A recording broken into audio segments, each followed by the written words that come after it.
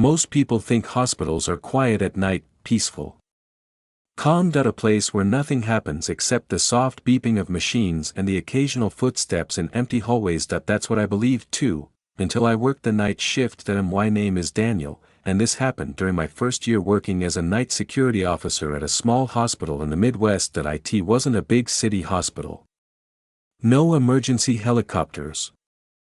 No chaos, just a quiet building surrounded by empty parking lots and long stretches of road. The pay was decent, the work sounded easy, and I needed the job. I had no idea what nights there were really like. At first, everything felt normal. My shift started at 11 p.m. and ended at 7:00 a.m. I walked the halls, checked locked doors, watched security monitors, and logged routine activity.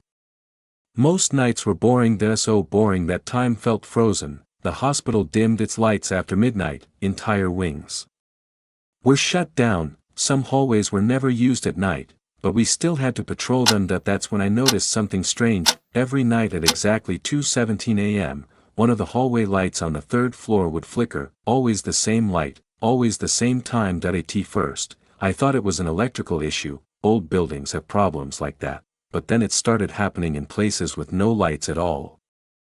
The third floor was mostly unused at night. No patients. No staff, just storage rooms and old offices. One night, while doing my patrol, I heard footsteps behind me, slow, careful, like someone was trying not to be noticed. I turned around, nothing, the hallway was empty. No doors opening. No shadows moving, just silence. I told myself it was my imagination. Night shifts mess with your head, but then my radio crackled, security to third floor. My stomach dropped. I was already there. I responded, "This is Daniel. I'm on the third floor." There was a pause, then the dispatcher said quietly, "We didn't call you." After that night, I started paying closer attention to the security cameras. Around 2 a.m., the feeds would act strange, static, frozen frames, delayed movement. On one monitor, I noticed something that made my hands go cold. A figure, standing at the far end of a hallway. It looked like a person wearing hospital scrubs. They weren't moving, just standing there, facing the camera. I zoomed in, the image blurred. Then the figure was gone. No doors opening. No footsteps, just gone. I checked the log.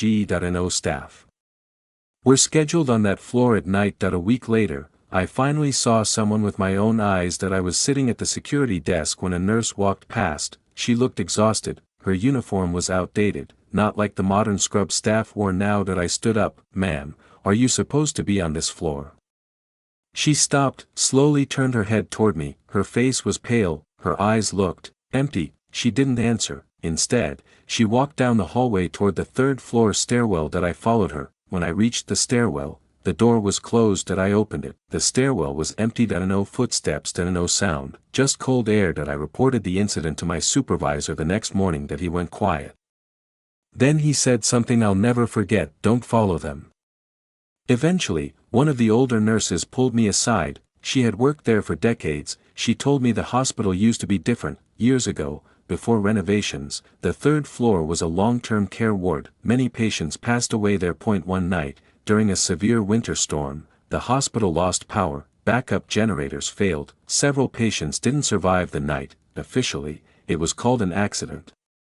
Unofficially, staff claimed they still saw patients and nurses walking the halls during night shifts, especially around 2:17 a.m. the time the power failed. One night, curiosity got the better of me. I decided to check a room on the third floor that was always locked, room 317. No matter who was on duty, that door stayed locked. I used my access card. It worked. Inside, the room was empty except for an old hospital bed and a chair, but something felt wrong. The air was colder, heavier. Then I heard breathing, slow, shallow. I froze. The sound was coming from the corner of the room. I whispered, "Hello."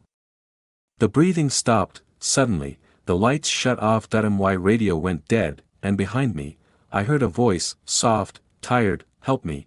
I ran. I didn't look back. After that, I asked for a transfer. It was denied. Short staffing. So I worked one last night. At 2:17 a.m., every monitor went black. All at once, the lights in the hospital flickered. My radio crackled with voices, overlapping, whispering, crying. then the cameras came back on, every hallway was full, patients standing silently, nurses walking slowly, figures staring directly into the cameras, none of them were alive. The dispatcher screamed through the radio, "Everyone stay where you are."